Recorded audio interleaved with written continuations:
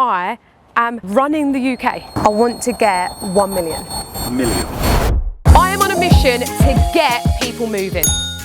I spend my life trying to find ways to motivate people. It's just not enough. Social media and my local community group can literally only take me so far. I am a tiny dot in London, let alone the UK. And I just need to be bolder. I need to be brave. I've been brave before. I got paralysed. I relearned to walk again, and now I am running the UK.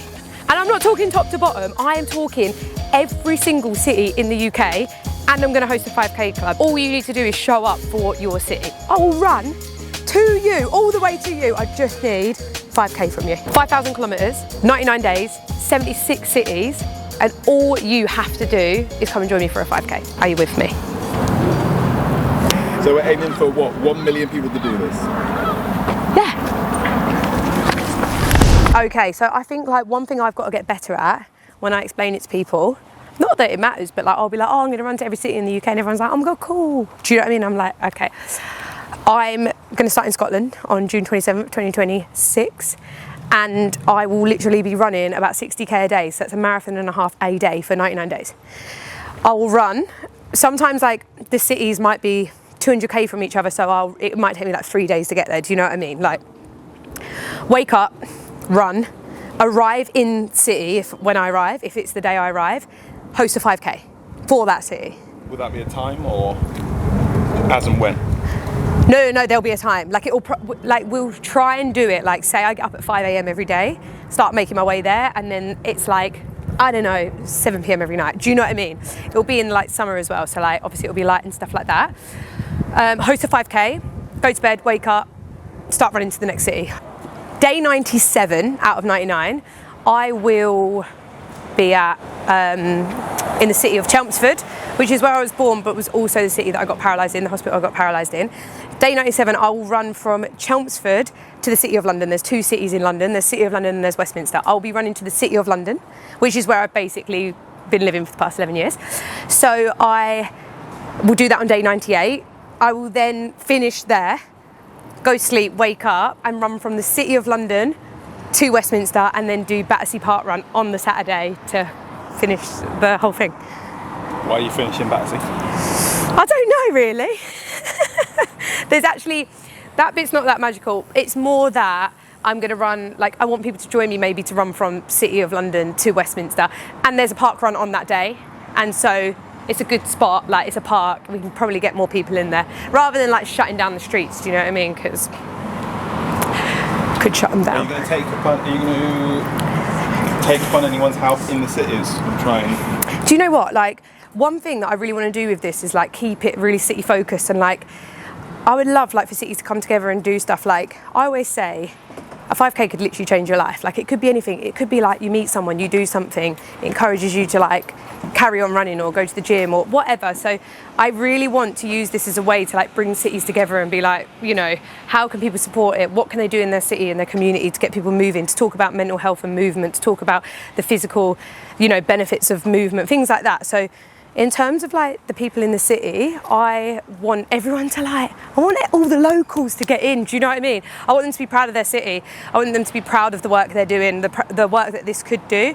So yeah, I'm accepting help. Like, I kind of need a bed. So, surf's up. Like, if you've got a sofa, I'll be surfing. But no, like, yeah, I want people to chip in. I also want to live like a local in each city. Like, I want to know, you know, have you got the city's best sausage roll? Let's hear about it. Let's go for a walk. Let's get a sausage roll. I want to hear like, you know, local businesses starting up, people doing good things, people trying to help the world. So yeah. Wait till you see Coventry Cathedral. Really? Oh. Is it unreal? I've got 2 of them. You have 2 cathedrals, so are you a double city? Bombed by Hitler. So they built another one next to it. Wow. Yeah, because you have to have a cathedral to be a city. Yeah. Can't wait to see that then. But yeah, I think like landmarks as well. Like, I'd love to see like landmarks and stuff like that. I want people to be proud. I want people to be proud. I want there to be a lasting effect from this. Like, I don't care that like, you know, I've ran 5,000 kilometres or whatever. I do care, but like what I actually care for the cities themselves is that people feel inspired to be like, let's get outdoors and move. Talk to me about the difficulty level of this, because I myself run quite a lot, Yeah. but the most I've ever done is a marathon, and I can't fathom Getting up my and going body again. the amount of stress that it's going to take. Yeah. So how are you even getting to this point? Do you know, it's so weird. Like Charlie even said to me earlier, like you were there, and he was like, "It's because this is like massive," and I know you keep being like, "Oh, it's not that big deal," and I think this isn't going to take away the pain of the challenge, like physically, but like I think because there's a reason I'm doing it.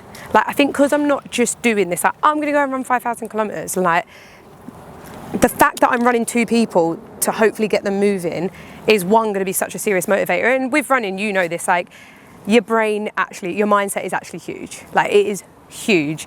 And I think the mindset of like going, I'm running for a purpose. I'm going to get people out the door. I'm going to get people out of bed today.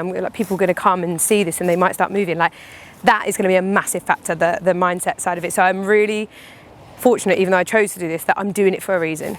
But physically, it's going to be so demanding. Like there's 99 days is a very long time for things to go wrong. Like when you think of the past 99 days of your life, like how many times have you got sick, like had a headache, felt like not quite yourself, like a little ache or a pain in your body. Like I'm not even factoring in the run, I've got to factor in life. Like I'm going to wake up some days and just feel shit. I'm going to have my period. I'm going to I'm a very normal person. I'm not like an elite athlete that's like built differently. Anyone watching this, I'm you doing it. All I want to do now is get my heart rate like uncomfortable for the rest of the year. Then I want to start the new year, and this might change obviously as I go because I've never done this before. From January I just want to load like loads of running and loads of strength training, which I'm doing strength anyway. But yeah, if I'm honest, physically the thing that's going to ruin this is injury, innit? So yeah. And when you say load, how's the prep? What will you be doing? So like I will just get to a point where I'm like doing, I suppose, like simulation weeks of like the whole challenge. So if the challenge is like, say there's 12 weeks in it, I'll like do simulation weeks of like, I don't know, 42. So say like, I don't know, a week where I do like 80% of what a week would look like, which was probably about 380 in 7 days. Like it's probably about 80% of some of the weeks. So I'll probably take like my biggest weeks and try and like simulate 80% of them, and then like take a recovery and then go do it, simulate again. So loading, like just the feeling of like getting up, feeling so shit and like tired and then running again. That's how I'm going to load. It sounds really lame and boring, but like Victoria Park loops will probably be like just such a easy thing, like to come out my door and just lock in. And I suppose like a lot of my community around here, and I'd hope people are like, oh, I'll come do a couple of loops with you. So I think I'm going to really rely on like community. So I'll probably London a lot, but I definitely want to like get out. I don't know, it's so weird. Like I don't want to ruin the surprise of going on the route. Like part of me is like, oh, shall I go to like, I don't know, up north and do some stuff up there? But then I'm like, oh no, I kind of want to wait. So maybe I'll get out of the UK, go to Europe, do some mountain stuff. I need to do some like hill stuff anyway. So yeah, I don't know. Are you a self-trainer? Are you a solo trainer, or you prefer company? I think if I'm like doing long distance, I prefer company. But if I like am doing any like heart rate stuff or like grinding, then like I'm better on my own, to be honest. Or I'm better like with people, but they're not like, do you know what I mean? They're around me, but we're not together. So yeah. But yeah, I'm gonna massively rely. I'm not even gonna pretend that I'm the most motivated person in the world. I'm motivated if I know there's someone waiting, or I'm doing something to help someone. So that was what will get me out of bed to train. What's currently under your belt in terms of marathon? Credential. Yeah. Do you know what? I should have gone back to my house and got my medals. Should I do that? Yeah. He's gonna call. He's gonna call. That's Charlie, the boss. This is Charlie, my manager. Do you hate it when you're like trying to work and then like someone's like there? Like it gives me lockdown vibes when like people are trying to actually do like real life jobs and you're like there.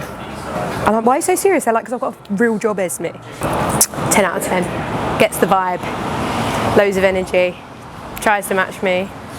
But no, he's, do you know, it's really good to work with people that want to actually make this amazing. They're like, this is going to happen and we want it to happen and we want to make it work. So yeah, I'm happy to have him on board. Just babes all round. Just babes all round. But also, like, we've kind of got to hang out a lot. Cool. So, but I just want people to like believe in it. Like, I don't want people just being like, oh, how can I ride off the back of this? Like, anyone I'm talking to, I'm like, do you want this to work? Do you want to get people moving? Yes. Okay, let's go. I think like just the industry's changed so much. Like, I think this is half the reason I'm doing what I'm doing. Like I'm genuinely am someone that wakes up every morning being like, if you don't want to get out of bed this morning, like, what a shame you've not met me. And I don't mean like that, I mean like, I honestly have it in my blood to want to get people to move. And actually now I think we can wake up and like scroll through Instagram and someone's like, look, don't get me wrong, brand deals, like I get it, like it is a job and it's amazing, but it's people that are, using my industry to just make money. Make money, 1000%. You've got a skill, you've got a talent, but it's getting out of hand. And I think because of that, it's set a tone. It wasn't like this. Like 5 years ago, it just wasn't like this. Brands genuinely work with people who were like trying to make change and then like, oh, how can we collaborate? And I just think now it's become a space where you can make money from doing an ad, even if you don't really care. So I suppose this is another reason why I want to do this. Like all the brands I work with, partners I work with, sponsors that come on board, people, they will care. Like they will care about the mission. So yeah, staying true to that. He's trying not to laugh.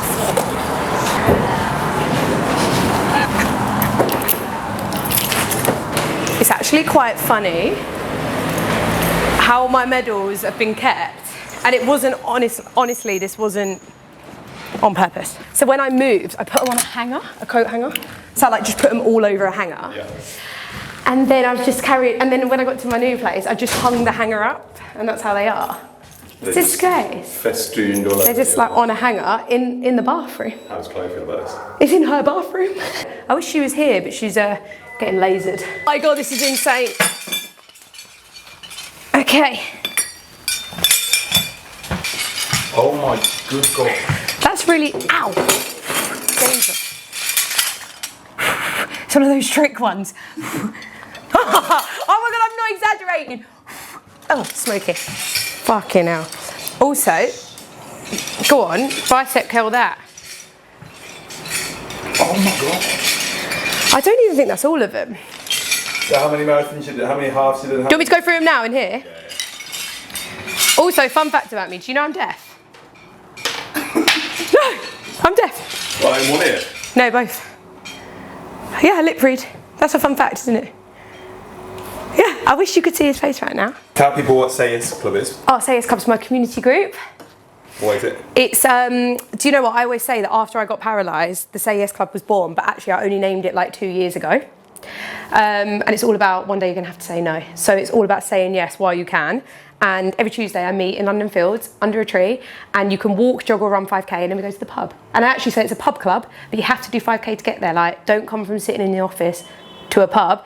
So you can walk it, jog it, run it. There's like no way to say no, basically. Like if you can't run, jog, like we do 5 minute walk, 5 minute jog. If you can't do that, walk, and if you can't do that, I'll push you.